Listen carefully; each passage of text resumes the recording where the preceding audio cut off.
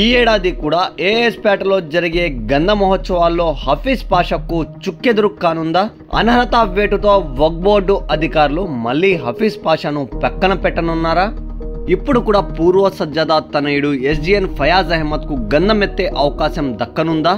నెల్లూరు జిల్లాలోని ఏఎస్పేటలో ఉన్న ఖాజా నాయబ్ రసూల్ అమ్మాజాన్ వారి దర్గా గంధ మహోత్సవాలు ప్రతి ఏటా అంగరంగ వైభవంగా నిర్వహిస్తారు. ఆ గ్రామాన్ని రహమతాబాద్ అని కూడా పిలుస్తారు.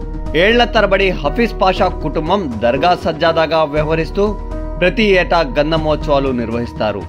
ఈ క్రమంలో హఫీజ్ పాషాపై వచ్చిన కొన్ని కేసులు, ఆరోపణల నేపథ్యంలో గతేడాది ఉరుసు మహోత్సవాల్లో ఆయన్ను పక్కన పెట్టేసిన వక్ఫ్ బోర్డు అధికారులు పూర్వపు సజ్జాదా తనయుడు అయిన ఎస్జిఎన్ ఫయాజ్ అహ్మద్ కు గంధ మహోత్సవంలో సజ్జాదా అవకాశం కల్పించారు. ఆ సమయంలో 3 రోజుల పాటు ఎస్జిఎన్ ఫయాజ్ అహ్మద్ దర్గా సజ్జాదాగా నియమితులయ్యారు. సంవత్సరం అనంతరం తిరిగి గంధ మహోత్సవాల సమయం రాగానే వచ్చింది. ఈ ఏడాది కూడా ఎస్జిఎన్ ఫయాజ్ అహ్మద్ కు అవకాశాలు మెండుగా కనిపిస్తున్నాయి. ఈ గంధ మహోత్సవానికి సజ్జాదాగా నియమితులైన తమ చేతుల మీదుగా గంధాన్ని ఎత్తుకునేందుకు పలువురు ఆశావహులు ఇప్పటికే బరిలో దిగారు. ధనబలం, అధికార బలం ఉపయోగిస్తూ ఎవరికి వారు విశ్వ ప్రయత్నాలు చేస్తున్నారు.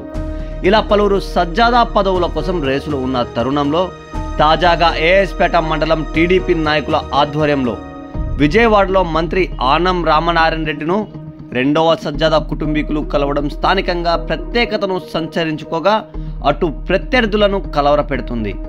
హజరత్ ఖాజా నాయబ్ రసూల్ స్వామివారి దర్గా 251వ ఉర్సు మహోత్సవాల గురించి చర్చించారు.